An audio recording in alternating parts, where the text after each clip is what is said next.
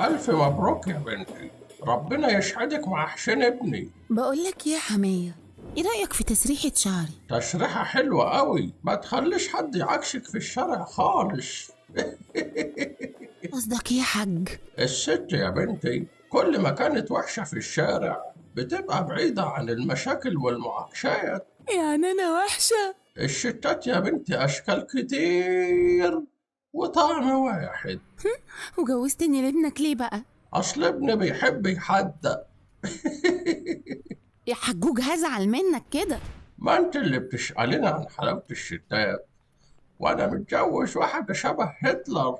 انا انا يا بنت عامل زي العصفور اللي قصه جناحه يوم فرحه ورموه في قفص حديد مع غوريلا من جبال الهيمالايا.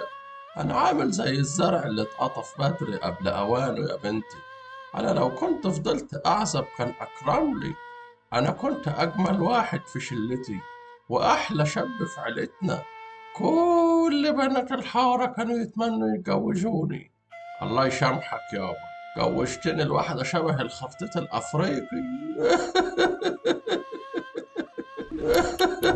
يا خبر، يا حرام، لا حول ولا قوة إلا بالله. عيني عليك يا حماية. صعبت عليا قوي يا حاج، علشان كده هسيبك تعيش. انصرف انصرف في سلام. سلام يا حاج.